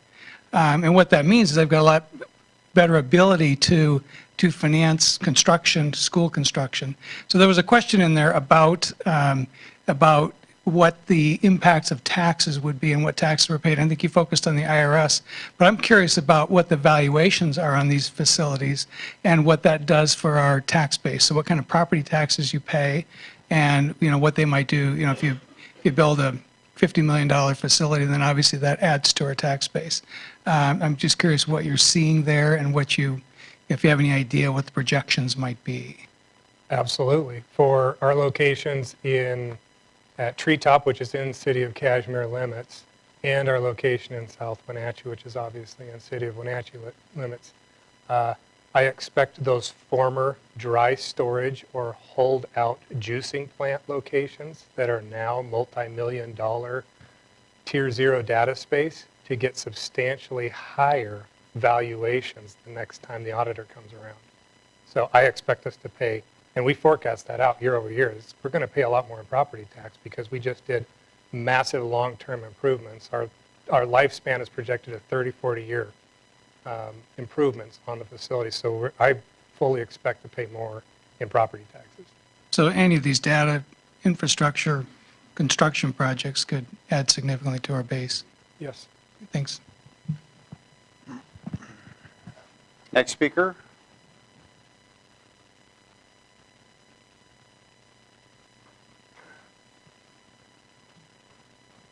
Hi, I'm Sean Cooper, SEANCOOPER. I'm the CEO of Data Networks, which is an IT managed service company on the other side of the mountains here in out of Seattle. Basically, I also am the CEO of Hash the Planet, which is a Bitcoin facility in Kashmir, Washington. When we came into Kashmir to find our location, we looked at Treetop, we looked at Mr. Kemp's location, we looked at a lot of other locations. We went to the PUD after we found our actual space that we wanted. We said to the PUD, hey, we would like some power. The PUD said, pay us some money. We're going to go do an engineering discovery. We're going to tell you how much power you can have. They said, okay. After we did this, we decided that you can have this much power, but you have to get another transformer. You have to pay us for those big green boxes that are out on the street. So we paid almost $35,000 for that big green box that's out there. So I don't quite understand if you front load the responsibility upon us. If we want to come in here, we're paying an engineering fee. That would be the greatest place right there for you to say, I'm sorry, there's no power here. But thanks for your $2,000. We went and looked at it and we decided we can't give it to you. Come back next year and let us, we'll try that. But we were able to get that power. We then upgraded the infrastructure in Kashmir. I mean, if you guys drive me out of business, Kashmir just got a great piece of equipment that I can't use. I can't take it with me. You guys weren't going to let me go in there and just pull it out and go move it to Quincy. So I'll be out that infrastructure improvement. So I really, I think that, just like Douglas County and Chelan, Quincy, have done, presenting an engineering fee, making us, pay for the equipment up front to ensure that, we're not just going to come and go and basically make the PUD spend a whole bunch of money on their equipment is pretty much the right thing to do. Thank you. Thank you. Question and comment?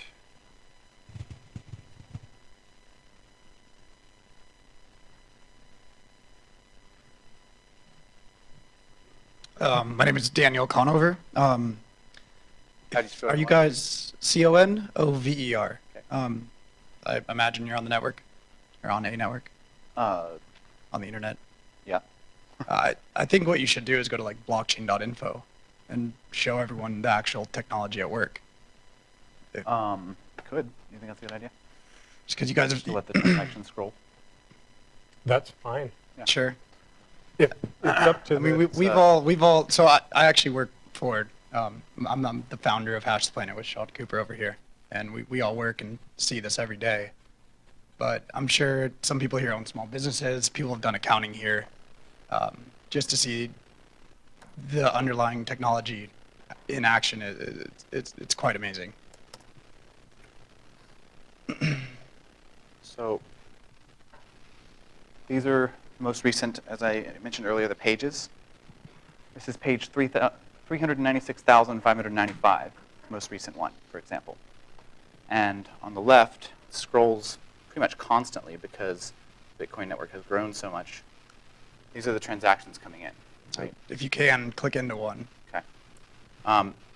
So We don't know who is sending the money. We only know the source, the destination, and the amounts, right? Which is pseudonymous. A lot of people talk about the anonymity and how it could be used for illegal activity.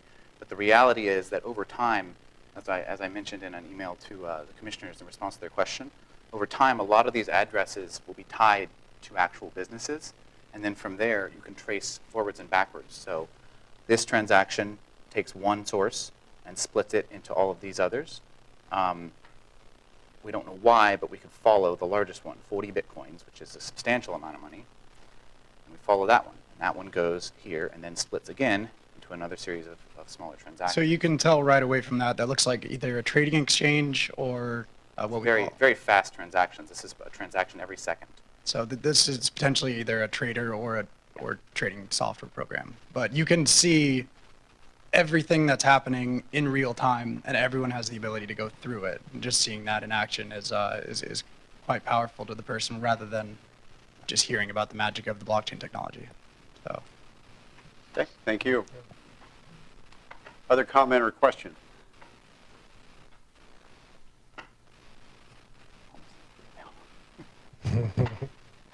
Or forever hold your peace. I'll go one more. Well, we've got somebody behind you, so we'll get any newcomers first, and then we'll give you a shot. Go Don ahead. Chachdal, SCHAECHTEL, Leavenworth, Washington. Just a quick question. It's intriguing what you're talking about with the economic development, and think about like Quincy, Boise, and Redmond, of course. And I'm wondering what other communities are also suited for this kind of business, and who's doing this, and or other countries even. So it's because it looks like something that could be done anywhere in the world. yeah. Okay. This indeed is being done all over the world. The core requirement for starting out, as Malachi mentioned, is the low-cost power. What it becomes in the future, we don't know. We don't even know what Bitcoin, what blockchain technologies are going to become in the future. We just know that it's pretty cool and it can do a lot of cool things. Kind of like when the internet was founded, it actually took 10 years for someone to go from the idea of computers talking to each other to the World Wide Web. But the places that can go, a lot of development is happening in China, and it's not happening in China everywhere because there's not cheap power everywhere in China. It's happening in China in the mountains where they have recently built hydroelectric dams, but they haven't then built the distribution lines to deliver it to all the distant cities. So those areas are actually experiencing quite a bit of growth. And another place is the Republic of Georgia, not the state. Republic of Georgia has a lot of hydroelectric dams, but for a long time they couldn't do anything with it because they're just a bit too far from the urban centers of Europe to deliver the power. So they would sell what they could, but it wasn't as useful. And one of the largest mining companies, Bitfury, has purchased and supposedly is working on a 100-megawatt data center there. And the country is just ecstatic, with the amount of money coming in. The general requirements are low power, preferably not too hot, sometimes not too cold, but pretty much low cost power. Dry climates help a bit because there's some clever things you can do with cooling. And a robust infrastructure. There's a lot of people thinking about going to like Venezuela and Argentina because there are some spotty areas with low cost power there that's either subsidized or one thing or another. But the infrastructure there is very unreliable. It's not, and it's just the legal infrastructure for the companies, the infrastructure for the delivery of the power, the infrastructure for the security of your facilities themselves. But they are getting some growth as well. And what it's helpful to understand is that as these large entities like NASDAQ, like R3, this consortium of international banks, as they actually start to utilize this framework right here for financial and information transactions, at a certain point, a certain percentage of this network will have to be on U.S. soil for national security interests. We are well positioned as this technology grows and matures to become one of those regional locations inside the United States where a certain percentage of this international network is housed. And what's really cool about the opportunity is it's going to take the next few years for it to really mature and develop, and all these companies and countries to figure out these actual uses and then scale them. And it gives us time as a community. It can be one of a package, as we've discussed, of ways that we can build a center that embraces and develops emerging technologies of several different kinds, including blockchain. At some point, a certain percentage of the network will have to be located inside the United States. Last chance for question and comments. See one person. Marilyn Warner, W-A-R-N-E-R, and I've just had the understanding that the PUD sort of has a capacity of about 3,000 megawatts, and I don't know if that's correct or not, but what percentage would that make what we're talking about tonight of the total capacity? And then also, I guess I read in the newspaper a few months ago that the net profit of the PUD was a substantial amount. And I just wondered if that money is reinvested into the infrastructure or if that is distributed. I know you do a lot of community service as far as parks and projects that benefit the community. And just wondered if we could get sort of an overall picture of what kind of percentages we're talking about here. Thank you. Andy, you want to start with part of that response? Greg?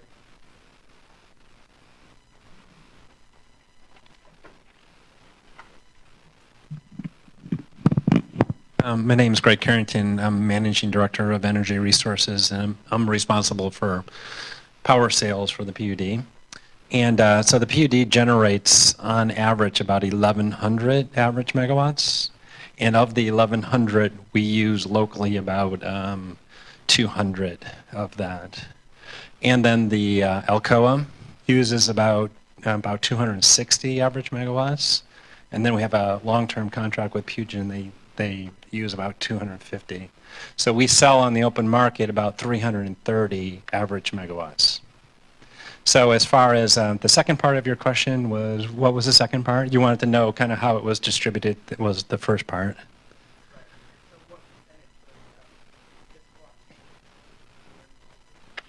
So let's suppose that they wanted to use 200 megawatts. So we use the 330, which is the surplus energy, sell it on the open market for substantially more than you all pay.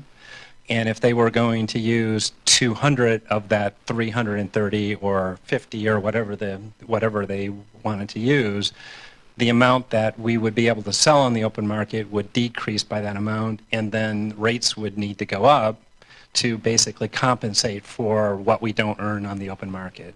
So if you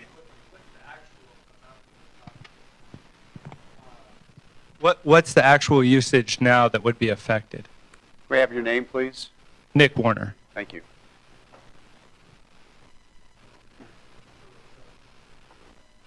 Here, you have mine. We want to weigh in on this after. right now we have about 4 megawatts, and I think we have been receiving inquiries of up to about 200 megawatts.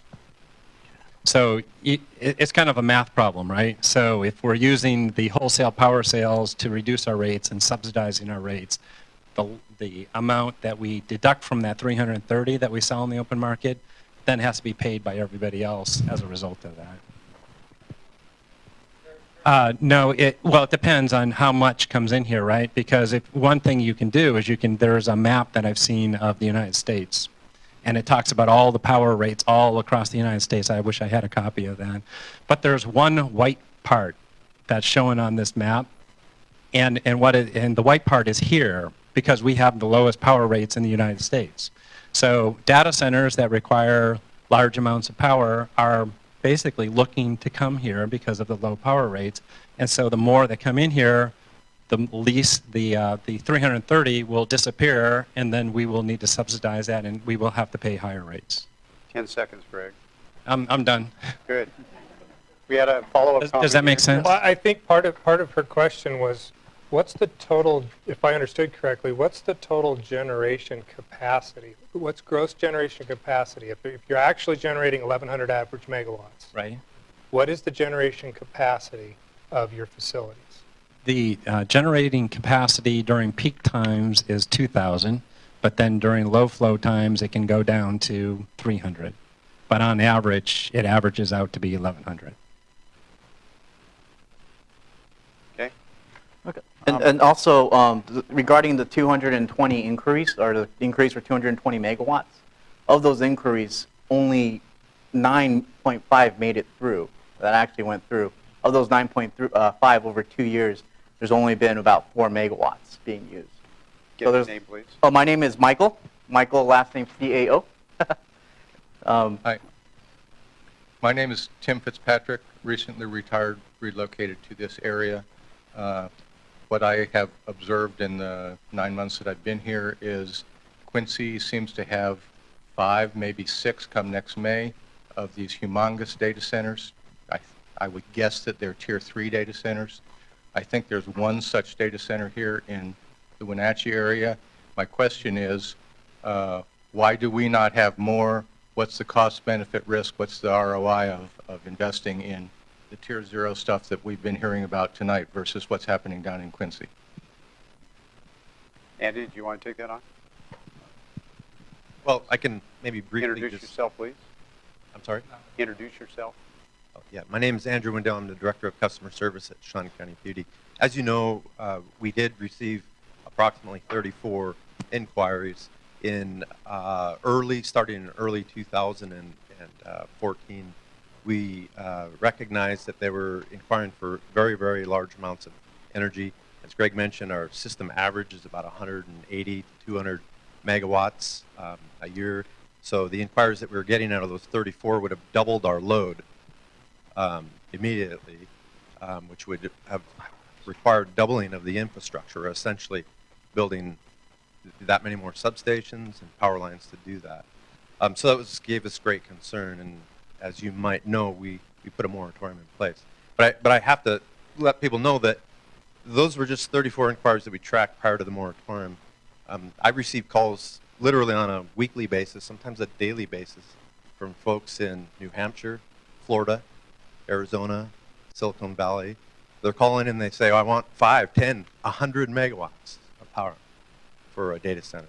So when we've learned a lot about cryptocurrency mining and the blockchain technology, many of the inquiries that we still receive are more traditional data processing, which have very high energy use as well. So it's not just cryptocurrency mining, not just the blockchain technology that we're talking about.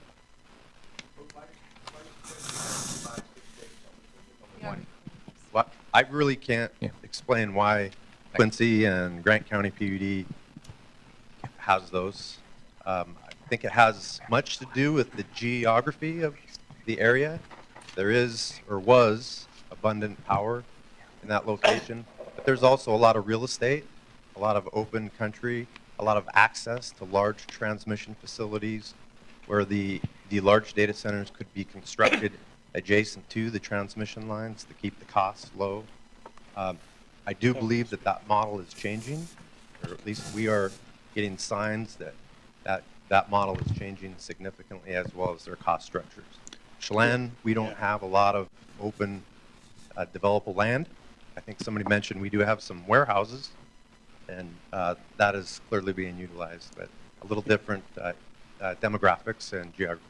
Yeah, Jeff, I'd like to, if I could, Commissioner Bowles, respond to at least an aspect. I think it's important because Grant County keeps being raised as a comparison and perhaps pointing at something maybe that we should do. And there's some benefit to that thought. But I think you also have to understand where Grant County is at this point. Grant County is out of power. They're done. They have no more capacity. And when their inability to meet their loads, they have to buy off the market, which drives their rates up to the ratepayers. Grant County in December passed 2.6% increase average across all the rate classes for 10 years, and if you compound that, over the next 10 years, their rates will go up over 30%.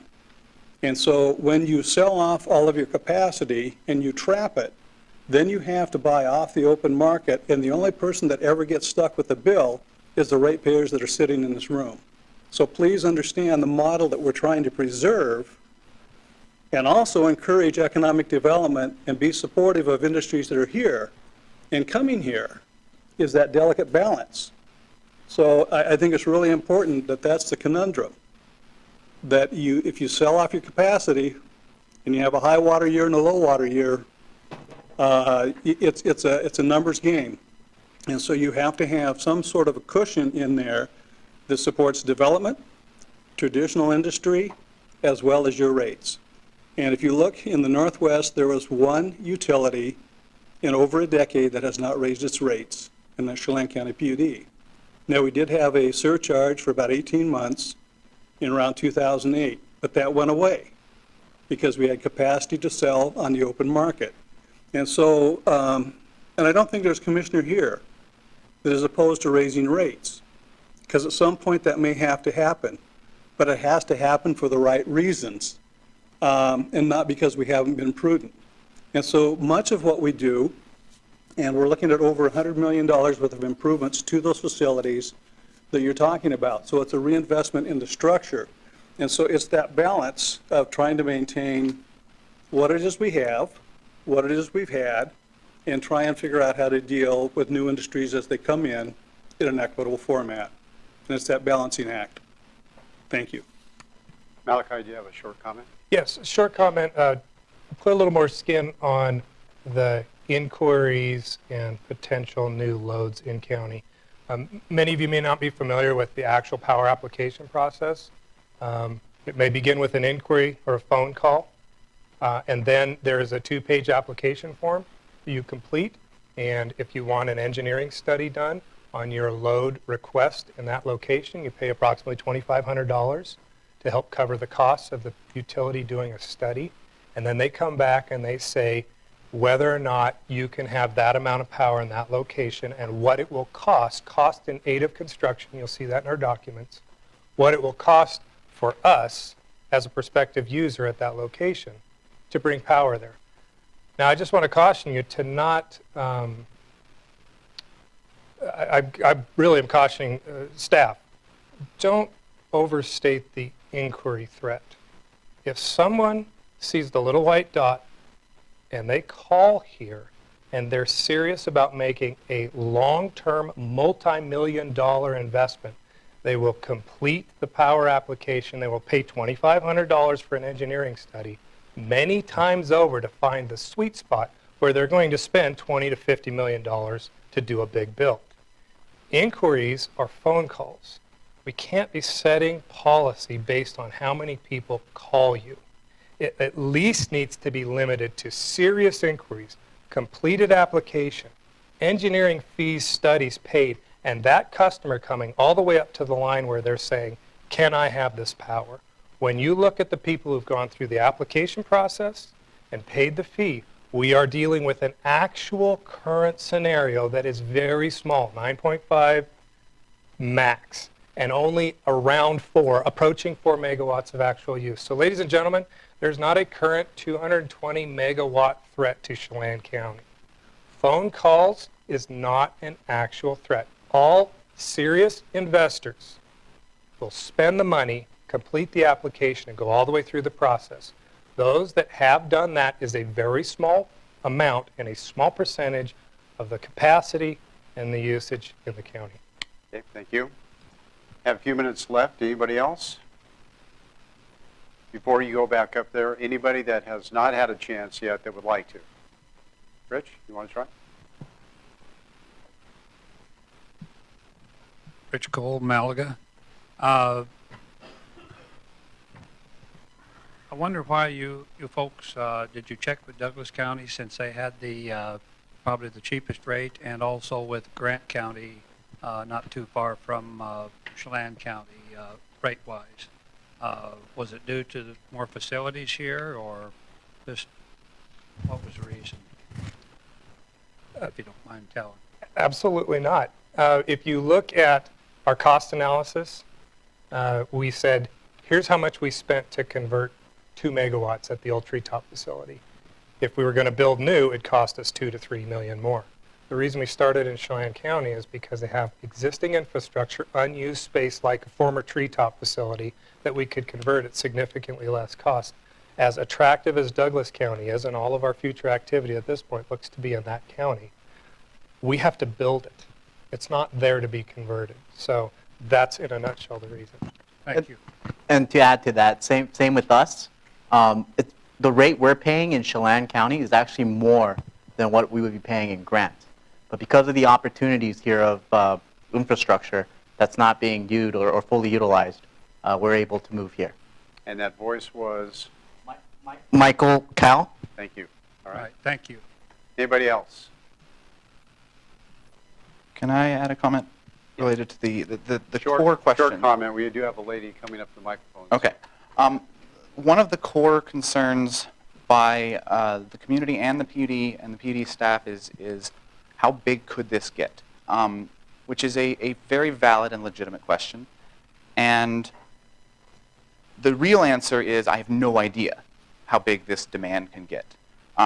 But as far as the 220 is concerned, the amount of demand that there is a function of the Bitcoin price and a couple of other things, but it goes down over time, and we are actually rapidly approaching one of those times now. It's going to happen on July 18th. After that happens, the demand for this type of development and hosting goes down. Anyone that's not already built is going to reconsider.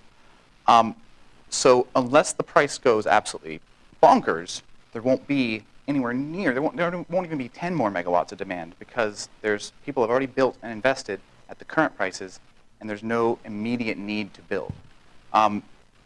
Can the price of Bitcoin go up and create that demand? It's possible, but right now, from our perspective, it does not look like it's happening. So the immediate threat is not there. Is the concern there? Is the concern valid? Yes. I just want to clarify that. But right now, it's a small amount. Future possibilities, right now, again, small. Okay. Thank you. Yes. Last question. Okay. My name is Sarah Lindell, and I am a consumer of Chelan County PUD power. And so I had a couple comments and then a question also. As a consumer, I do appreciate that the PUD prioritizes keeping rates low for me and other users like myself. I do think that should be their first goal. My second point was, please do look long term. I don't want to move somewhere else. I will probably live here a long time. Keep in mind the long-term consequences. And then my third point is a question for you guys. On the breakdown there on the compensation for your long-term and then short-term employees, is that it's including benefits, I believe. And so are all of these facilities providing benefits to their employees? Is that something that is sort of an implicit guarantee in these rates that, or in these dollar values that you have provided? That's a great question. So the breakdown is based on our actual data. Virtually every position in our company is a benefited position. And so that's the actual data. If your bottom line is if you're going to attract and retain the people with those skill sets, those are the wage and benefits packages at a starting range that you're going to have to offer them, or else there will be nobody to do those tasks. So the supply and demand means that you're going to have to offer wage and benefits in those wage ranges. Okay, we're out of time. Thank you very much for coming tonight. Commissioner Smith, you had some action to recess.